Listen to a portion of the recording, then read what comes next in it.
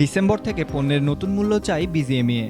শ্রমিকদের ন্যূনতম মজুরি ঘোষণার পর আগামী ১ ডিসেম্বর থেকে পোশাকে নতুন করে মূল্য সংযোজনের আহ্বান জানিয়ে আমেরিকান অ্যাপারেল অ্যান্ড ফুটওয়্যার অ্যাসোসিয়েশনকে চিঠি লিখেছে বাংলাদেশ পোশাক প্রস্তুতকারক ও রফতানিকারক মালিক সমিতি বিজিএমইএ।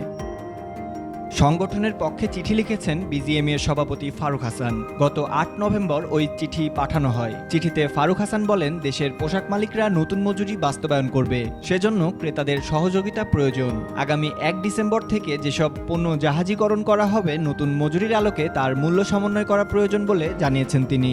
এছাড়া এখন থেকে যত ব্যবসায়িক চুক্তি করা হবে তা এই নতুন ন্যূনতম মজুরির সাপেক্ষে করতে হবে বলে উল্লেখ করেছেন বিজিএমইএর সভাপতি। পোশাক খাতের শ্রমিকদের ন্যূনতম মজুরি নির্ধারণ করা হয়েছে ১২,৫০০ টাকা বা ১১৩.৬৩ মার্কিন ডলার। শ্রমিকদের মোট মজুরি বেড়েছে ৫৬.২৫%। এবার শ্রমিকদের মূল মজুরি নির্ধারণ করা হয়েছে মোট মজুরির ৬৩.৪১%।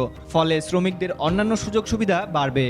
১৮,০০০ টাকা ন্যূনতম নিয়ে যাবে এখন বাড়িতে নিতে পারে। ৩ ঘন্টা করলে সে নিতে পারে ১৯,৬৫০ টাকা। আমার কাছে একটা বিস্তারিত হিসাব আছে, আপনি চাইলে আমি দিতে পারবো। ৪ ঘন্টা করতে পারে, সেক্ষেত্রে ২১,৬৫০ সামথিংয়ে তো বা ৩০০ এরকম কিছু একটা হবে। আর যদি কোনো ওভারটাইমও আমি বাদ দিই তাও সে নিতে পারবে ১৪,৬৫০ টাকা। সো বা ১২,৫০০ টাকা আসলে তার টেক হোম স্যালারি না, এটা মিনিমাম তার জন্য নির্ধারণ করা হয়েছে। বিষয়টি সম্পর্কে বিজিএমইএ এর আগেও এএএফএ কে অবহিত করেছিল। গত সেপ্টেম্বরের এক চিঠিতে ডিসেম্বর থেকে যেসব পোশাক উৎপাদিত হবে ক্রয়াদেশের বিপরীতে সেগুলোর দাম যৌক্তিকভাবে বাড়াতে মার্কিন ব্র্যান্ড ও ক্রেতা প্রতিষ্ঠানের প্রতি অনুরোধ জানিয়েছিল বিজিএমইএ।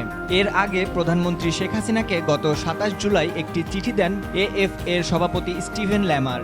সেই চিঠিতে তিনি শ্রমিক নেতা শহীদুল ইসলাম হত্যাকাণ্ড নিয়ে গভীর উদ্বেগ জানিয়ে দোষী ব্যক্তিদের দ্রুত শাস্তি দাবি করেন। একই সঙ্গে তিনি তৈরি পোশাক খাতের শ্রমিকের জন্য ন্যায্য মজুরি নির্ধারণেরও অনুরোধ জানান। পোশাক শ্রমিকের ন্যূনতম মজুরি প্রস্তাব চূড়ান্ত করতে প্রকৃত শ্রমিক প্রতিনিধি, ট্রেড ইউনিয়ন নেতা এবং সংশ্লিষ্ট পক্ষের সঙ্গে নিম্নতম মজুরি বোর্ডের উন্মুক্ত সংলাপেরও দাবি জানিয়েছিল এএফএ। বিষয়টি সম্পর্কে বিজিএমইএ এর আগেও এএফএ কে অবহিত করেছিল।